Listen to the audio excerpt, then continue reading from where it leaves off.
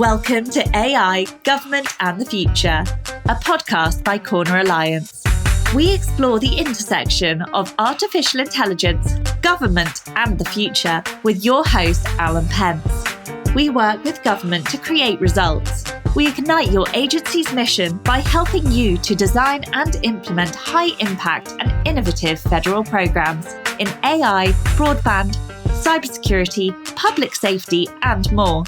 Being a government ally is at the core of all we do. Introducing your host, Alan Pentz.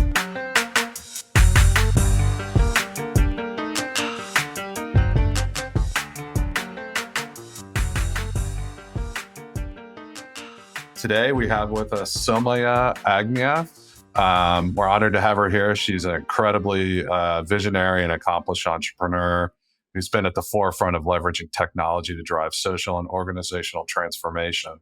She has a pretty illustrious career, being in the vanguard of fields ranging from AI to educational reform. She's the co-founder and CEO of Geeks Limited, so you're really going for playing into the stereotype there, and the Sutton College of Technology and developer of the Word Up app. Somayeh is not just a technology strategist, she's a change maker. She's been globally recognizing winning the Queen's Award for Enterprise and Innovation. We're going to get you the King's Award now too. And the Gold Stevie Award for Most Innovative Company of the Year in Europe. She's a member of the Forbes Business Council and hosts the Innovation Room podcast. She's just doing everything. Puts me to shame. So let's not waste any more time. We'll dive right in. So Somayeh, welcome. And just off the bat, kind of you had talked and write about the concept of augmented intelligence, not necessarily just artificial intelligence. So explain to us what you mean by that and why you use that term. Well, hi, Alan, and thank you for having me here. And thanks for very long and humbling introduction. It makes me cringe to hear all of them in one go. I am very passionate. I've always been very passionate in bringing harmony between human and technology, and that's the philosophy or the thinking behind augmented intelligence. So as we are seeing the world being transformed with AI, with artificial intelligence, we are walking into the new era of augmented intelligence, which means artificial intelligence overlay on human intelligence. And how do we define that? How do we engage with that? And how do we navigate and learn and grow in this new world is what I'm very passionate about to learn more and to share more about. So given that, obviously I think a lot of people have talked about some of the benefits of AI where, Mark Andreessen talks about having sort of a personal assistant for everything. You're kind of, your tutor and your guide throughout. So the thing I think a lot of people are concerned about, they can see that benefit though, is when that agent becomes smarter than you. And I think we are kind of looking potentially at that in the next few years. What are the kind of implications of that? And what's the downside? Well, I think I'm slightly positively biased. Being an entrepreneur, you try to build a team around you that are smarter than you. So I'm not necessarily terrified of seeing something smarter than me. I see it all the time, and it's a joy to work with people that are smarter than you in the areas that they're expert in. So I think dealing with something that is smarter than us is not necessarily a frightening thing if we behave the right way and we design the future in the right way that is aligned with what we want to see. Having said that, I'm not delusional about some of the existentialist threats that are being discussed, rightly so. I just believe as technologists whose responsible is to help the society to implement technology and engage with technology, is not my job to think about what if AI makes us irrelevant. and if we all die? I think we have scientists who work on that. We have governments who need to think about that. And my job is working on the scenario that that's not going to happen. So we have a future that is in harmony with technology. And how can I help make that future the best version it can be? And how can I help? Because it's going to be a transition. How can I help the society and the businesses specifically to transition? What are the skills we need to learn? What are the ways we need to change? What are the new business models that we have to create? What are the new ways of doing business we have to create to be able to thrive in that kind of environment? So I'm not denying the existentialist. I just think it's not relevant to the discussions that I'm interested in. Yeah, well, I love that distinction about, a lot of leaders say you want to be the stupidest person in the room. And, you build the team around you to help elevate. And it's a great way to tie AI into that. Like maybe that's a great metaphor for why it could. Yeah, I see a lot of insecurity. I see in terms of the future of the work and employment, I see a lot of insecurities that comes from, oh, what if I lose my job? And I'm like, well, why? That's the wrong mindset. It's about how can I change in this changing world, evolving world, and do something different if what I know and what I do is no longer relevant. It's absolutely fine for me. That's probably what we need the governments of different nations to start doing some cultural work on the nations to create a sense of what I call growth mindset for the nations. Yeah, growth mindset. And I don't see governments doing that. I want to see all governments doing projects, doing initiatives on the national and local levels to create more growth mindset in the national, in the nations they are leading, because that's going to be key in the years forward. We need to all be cool with learning new things. Yeah. Well, so exactly. Develop that growth mindset. I talked to someone yesterday, and we were talking about, I think GPT 3.5 had like an IQ estimated, right, of 105. Don't quote me, but then like he was saying that GPT 4 was scored at 155.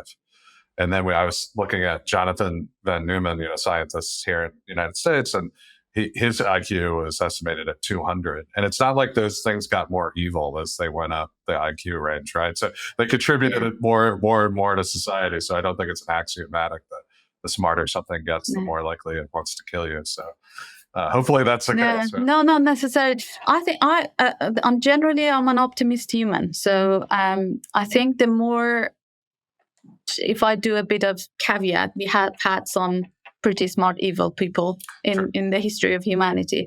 But generally, looking at the ratio of when people got smarter, if they were aligned to the right values, they stopped the bad things. Like as we got smarter, we created human rights. We created animal rights. We tried to protect life.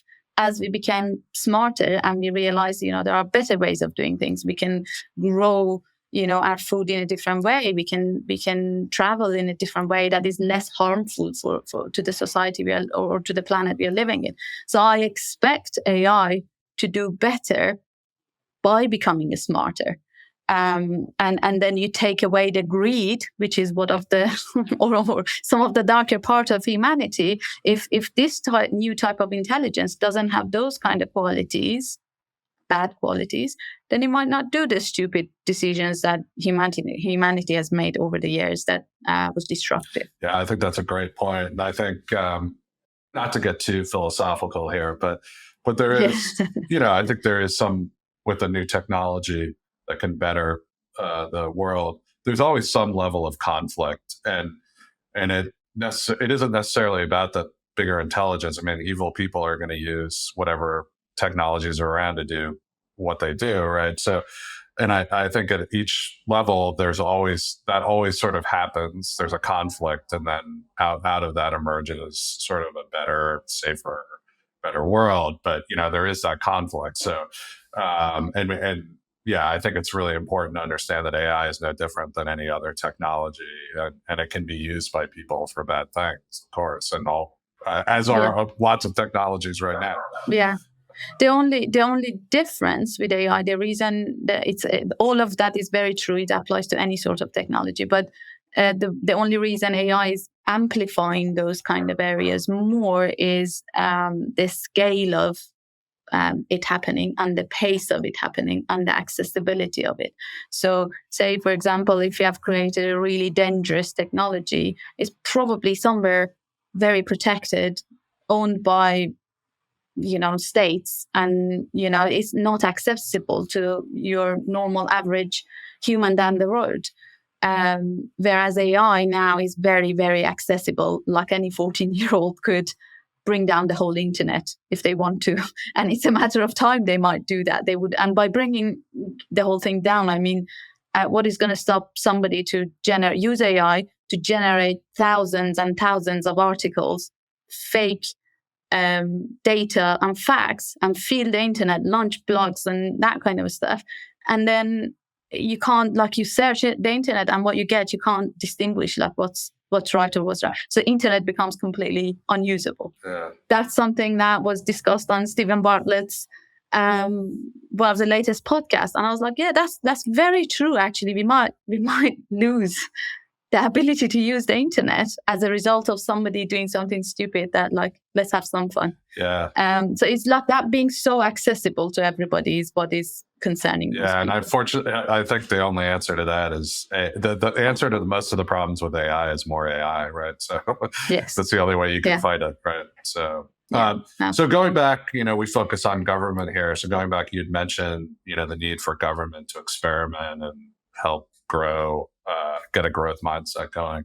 And I know your company's done some work with various levels of government. So where do you see sort of the benefits of AI? Like, how can government really partner to use it? And then we'll talk a little bit about the challenges, of which there are many. I've seen, obviously without going into too much details, but I've seen really great use cases where UK government is using AI in delivering great service to the public.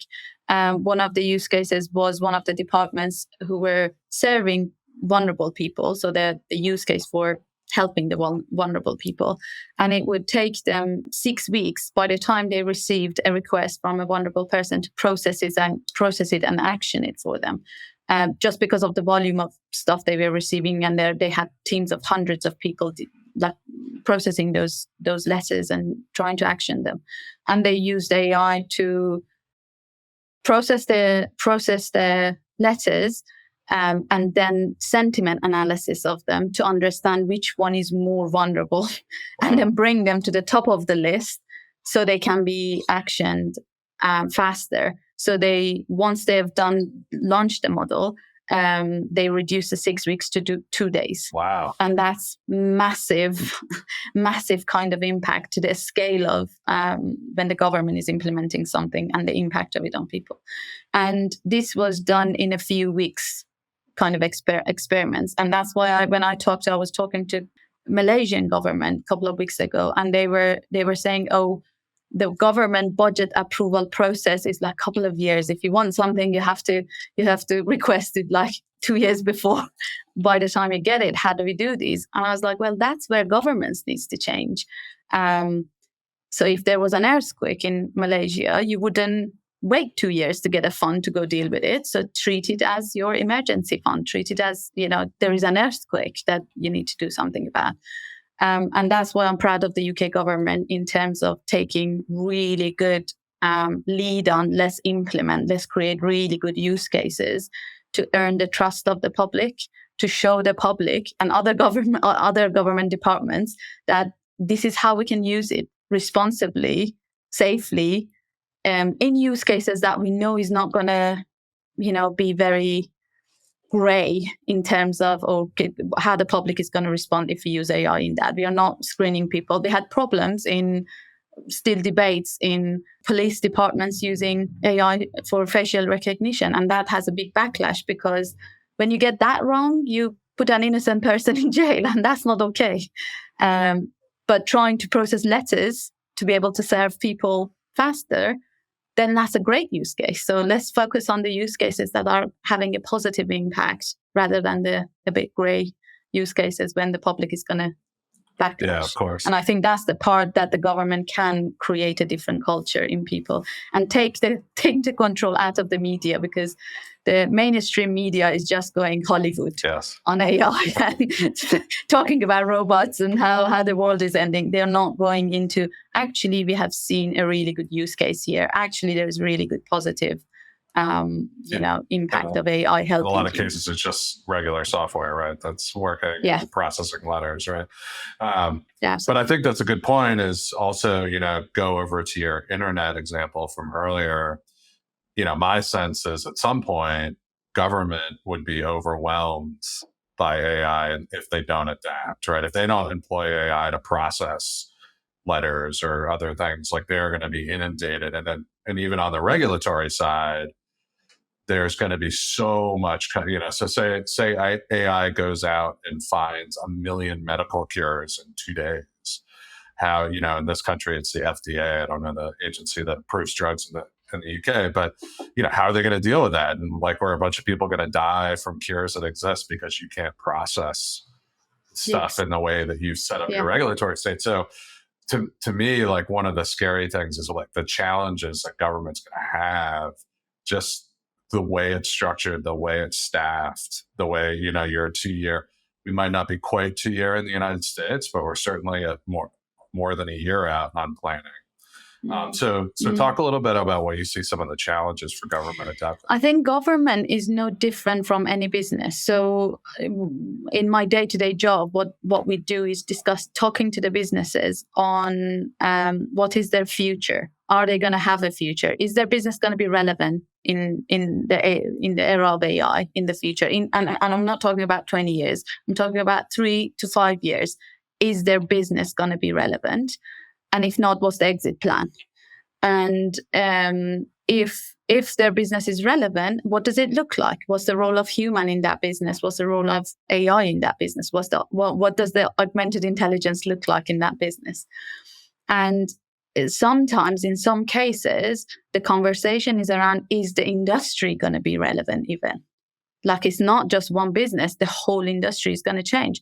So if I give you a example from the history, when cars were being invented, a whole industry of horse breeding and training changed. So it was there was a big industry, probably one of the biggest in terms of transport. They were breeding horses for travel and transport and logistics and things like that. And when the cars came along, then that was completely irrelevant. So they had to. Some of them got out of business, completely vanished, and some of them changed to become racing and entertainment and things like that. So it became a completely different industry. So this will happen in any technological advancement. Some of these things will change. And if people are in denial, then they are in denial. So they will be shocked. They will be not be prepared for it. And I don't see government being any different. And what I'm seeing in the UK and elsewhere, I'm not seeing government having that conversation. They might have it behind the closed doors, I don't know. But in the public, that dialogue, that discourse doesn't exist. That is a government relevant in the future? Do we need governments? Or can we organize ourselves in a different way? Can we govern our nations in a different way? And what's the short term? What's the longer term? What does the government of a year from now look like? What's the role of the human in the government? Do we need how many hundreds of MPs and I don't know what you call them, members, senators and Do you need them? Do you need that many? I think a lot of people would say no, but we have fewer than you do. But those conversations are not being had. So I was in the UK Parliament talking about metaverse. They had a committee that were talking about. They're looking into metaverse and its application in the UK and safety and from legislation point. So they had a session when they had some expert coming in and trying to help them understand.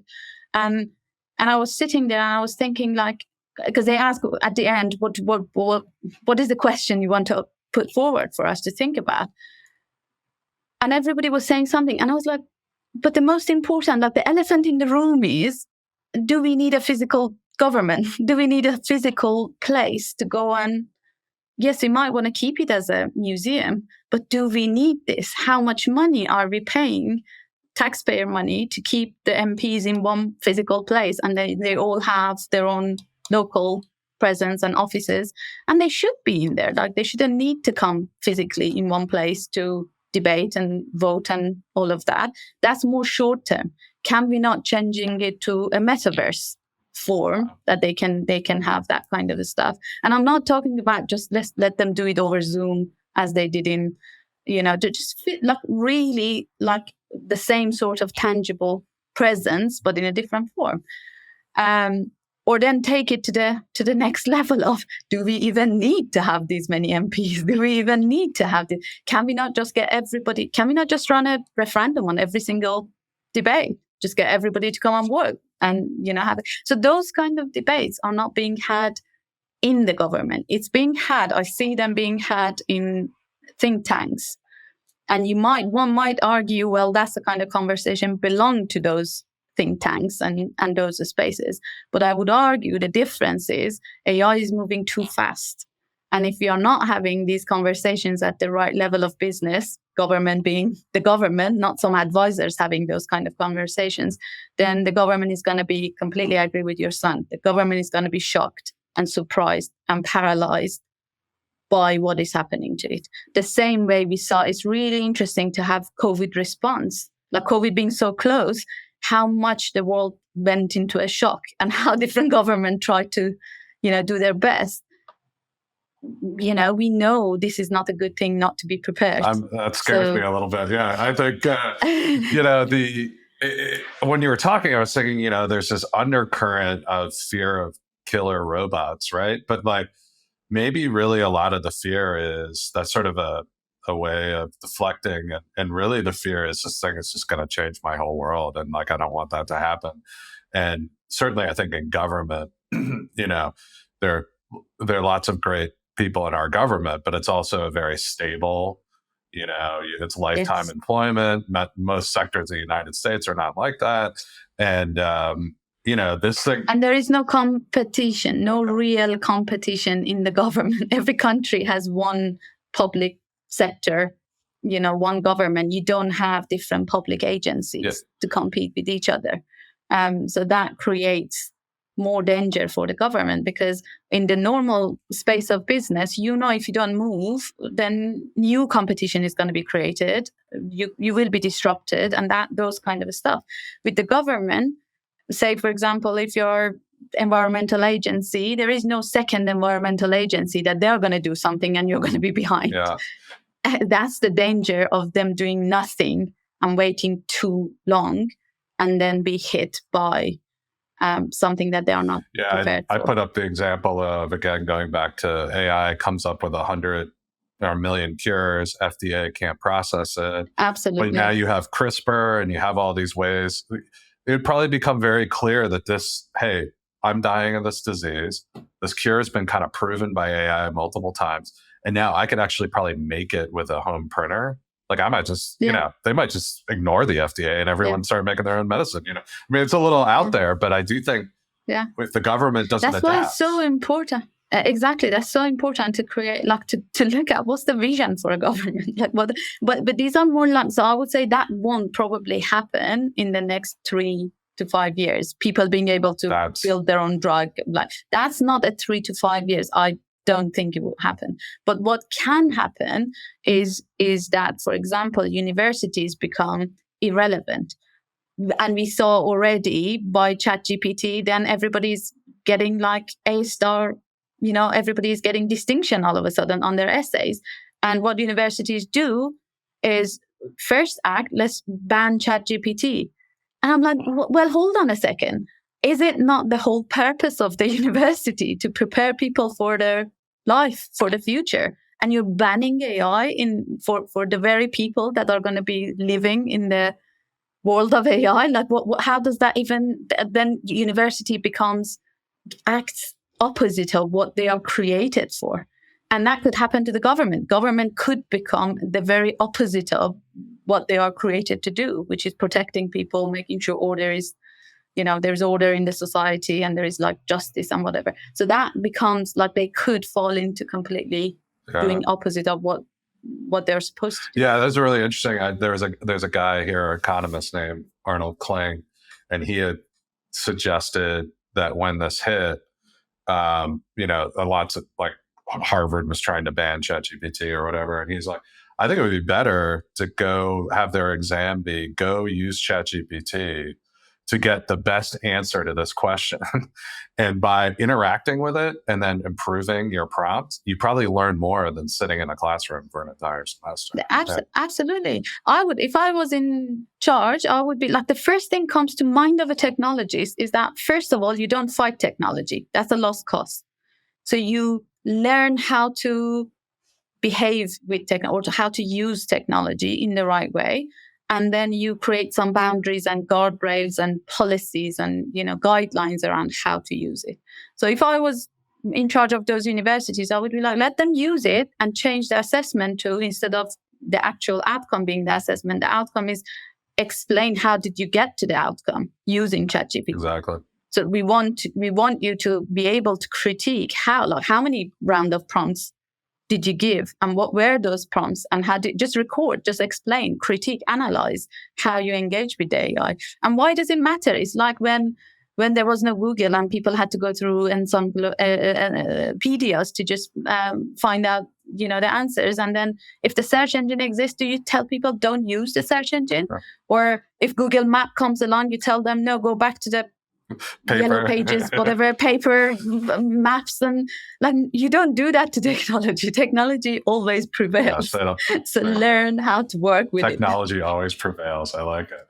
I'm curious. I've been thinking about this. Do you have a sense of where government might see this tsunami first? Like what will present to them? It's hard. I'm kind of afraid it would be something that would be society would pay big for it. So, for example, there, as you said, demand for something that they are not prepared for. Say, for example, I don't know if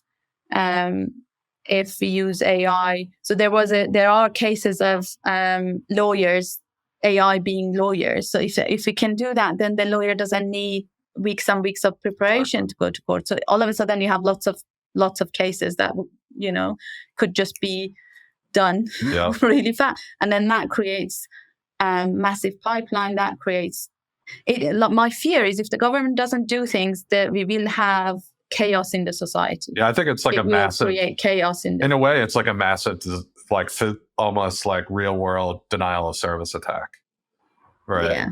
It's because what AI does takes the society to hyper performance, because everything can be done faster. Like this morning, I'm doing an event, and they asked me to do a description of my talk, and I made a mistake of reading 500 words description. So I did a 500, and I did use ChatGPT even for that.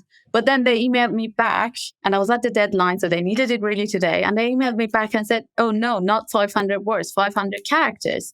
I was like, that's going to take me forever to make 500 words to 500 characters and not lose the essence. And then I was like, what am I doing? ChatGPT, like, take this 500, make it 500 characters. And with a click of a button, there you go, you have it. And it didn't lose the essence, because the prompts I used was, do not change any of the important points, just summarize it to 500 characters. So that's the capability. If the customers of the government, being citizens, become all of a sudden very capable of processing what they need to process to work with the government, all of a sudden the government is going to be having massive backlogs everywhere. Yeah. And that could collapse the government. Yeah, well, I look at it as we're a contractor, right? So we bid on projects.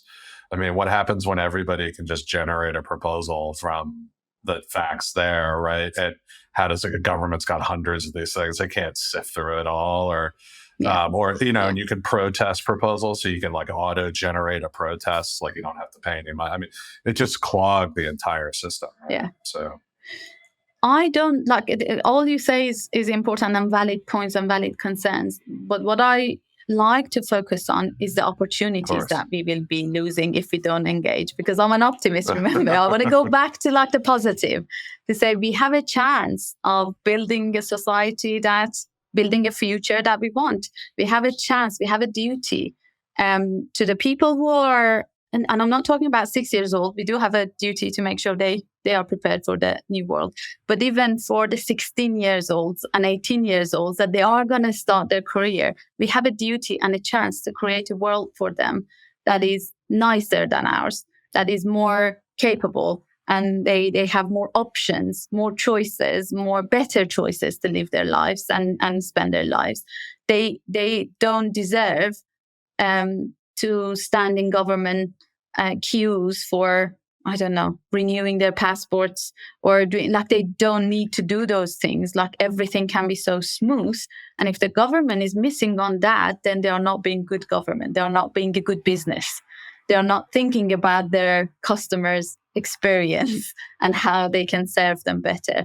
And the reality of the world is the customer expectation is changing so fast that if a business is not able to keep up with the demand, which is hyper-personalized, hyper-contextualized, hyper-fast, like if the government cannot keep up, then the natural thing is, well, they'll collapse. Like, businesses collapse when they can't keep up with the demand of the customers. That's the reality. And we don't want our governments to collapse. That's not what we want. I say bravo. Like, that's awesome. I think I might clip that and put it on my website. I think that's exactly the message I need. So let's talk a little just quickly about the UK has a big summit coming up. So yes.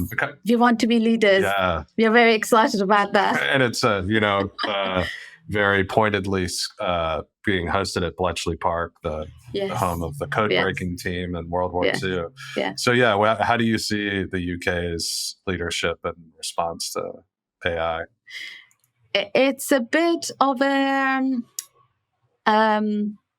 emotional, a complex emotional matter for me because I really like what they're doing. I think UK has a history of being able to bring different countries, different nations on the table, round the table, do negotiations, do that kind of facilitation. Like, UK has a history of doing that.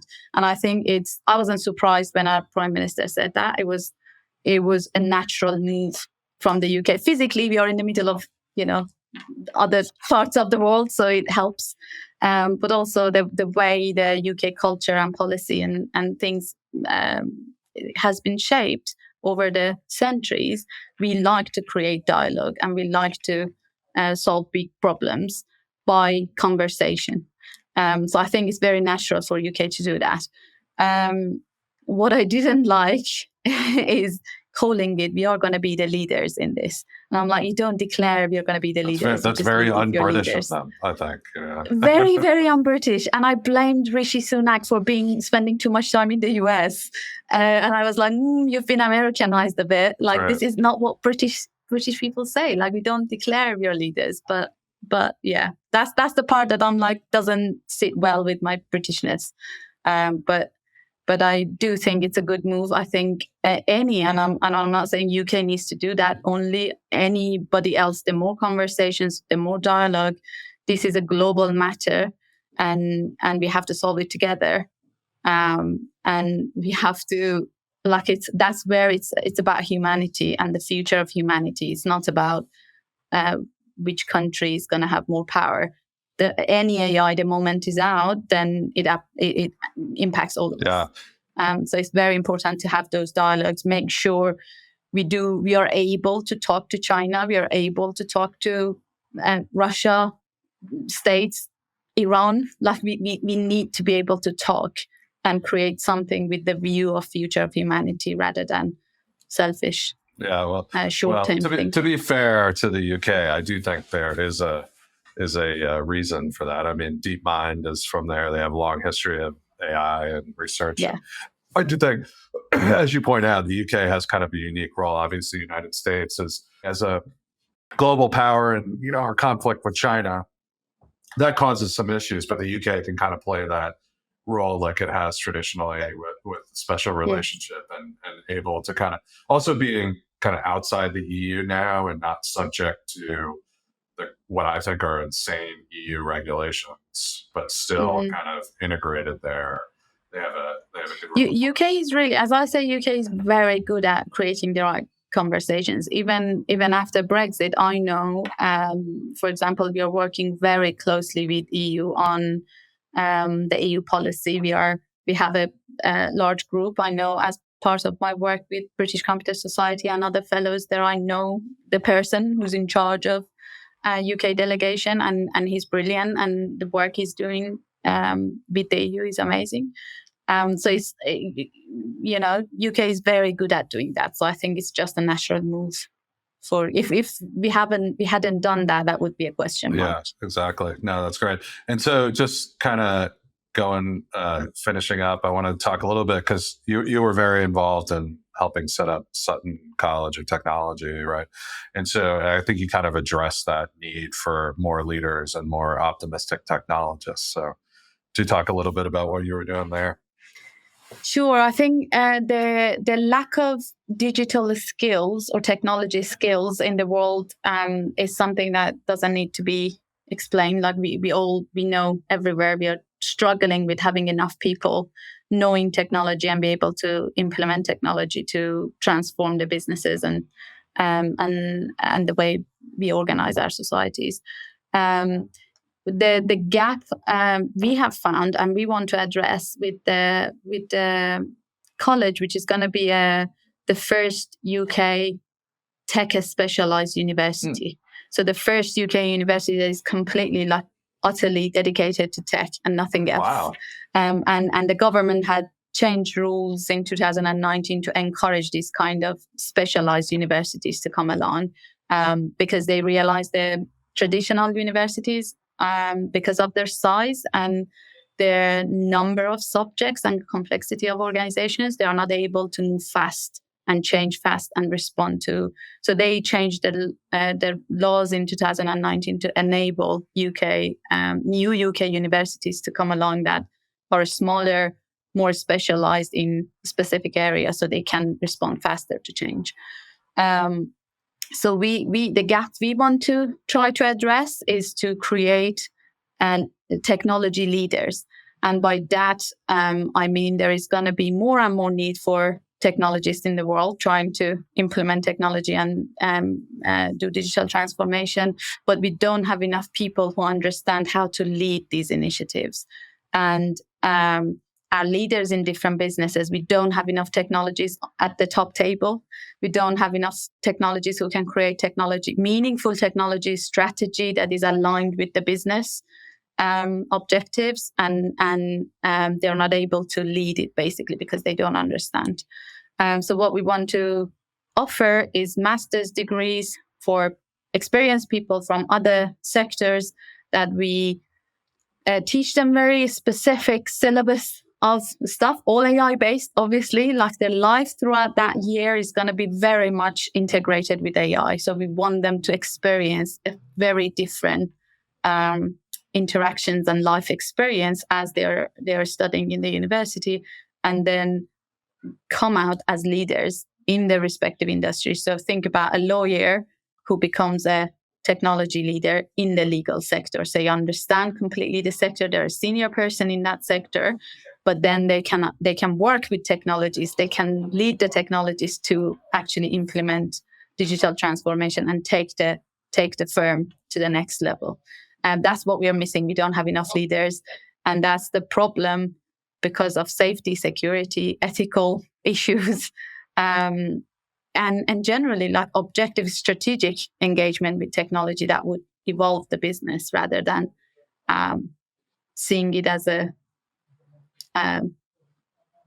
just the cost of the business. We need to have some systems and some, technologies to do our job. So it's a year program? Yes. Fantastic. Yeah. We are thinking about allowing it to be part-time as well. But at the moment we are debating, really, we want them to immerse themselves within that world and really. Yeah. I love that idea. It would be fascinating to see some stories of businesses sending people to come back and how that could really be change agents? Interestingly, the role of government is taking too long for the government bodies to approve, because UK university approval is very rigorous. So you can't just set up a university. It has to go through very rigorous assessment and regulation. But that's taking too long. And when I'm lobbying the government, I'm like, you can't take that long. We need these people yesterday. You're taking too long. We're ready to teach them. We're ready to produce them. But you're taking too long. So you need to change. You're the problem here. Excellent. Well, that's right back to that tsunami problem, right? They can't. Absolutely. They got to open the gates so you can get through. And there's got to be new ways to do that kind of what we would call accreditation here. You know, there's got to be a new solution to that, right? To show. Faster. And that's the future of education and the future of regulation of education, which is I'm very, very much talking to. I fully agree. I just can't believe someone would go park at three years in the UK or 4 years in the United States studying all in one concentrated block and then not, maybe they get a master's after. But, it seems to me like this model where they might go and immerse on something new for maybe it's even 6 months, right? And then go back out. That seems like a much more iterative. Yeah. And then the whole, the system of training we have designed to train them creates a graph of what they know and what they learn, and that stays with them. So as new concepts come along, they see the new dots in their graph show up that they don't know, and they can go back to the university and learn that a specific dot that is connected to others. And so it's about as I said, we need to create growth mindset for the nation. So we are creating a university that you stay connected with throughout your life, basically, after that, rather than, I'm just graduated and it's finished. No, we are going to change their mindset that you're not done. You just started the journey. I love that. That journey with technology is just and so the vision is they would come back, or maybe they could do part-time after some other things. Yeah, absolutely. We're gonna, after graduation, they're going to have continuous learning networks, lectures and whatever else, like case studies sharing. It's creating that community of like-minded tech leaders that have the right mindset, understand how do we do tech for good? How do we do it responsibly? How do we do it profitably? Because we cannot go and break a business with the cost of the IT projects that we want to do. So it needs to return on investment, needs to have return on investment. So it's like creating that maturity, bringing that maturity to every business regarding tech. Do you take 50-year-olds for that? Oh, absolutely. Right, everybody. Do you want to come? I might come. That sounds good to me. I don't know if my wife would be up for the year, but we could talk. Yeah. Well, London is fascinating, and you can. It doesn't disappoint anybody. Whatever taste you have, I can guarantee you'll have a good time. I would love to be in London for a year, believe me. Well, this has been fascinating, and the stuff you're doing, it's really incredible. I think you've really hit on a couple of things here about the growth mindset, this way of developing yourself over your lifetime of skills, and then looking at that, it's sort of like a metaphor for what the government needs to do in response to AI. It's really fascinating stuff. So I'm glad you're out there fighting that fight, and we thank you for it. Well, thank you for having me to talk about these things. Excellent.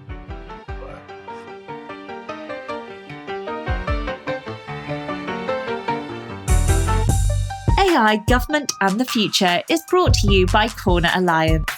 To find out more about Corner Alliance and how we work with government to create results, visit our website at corneralliance.com. And then make sure to search for AI Government Future in Apple Podcasts, Spotify and Google Podcasts, or anywhere else podcasts are found.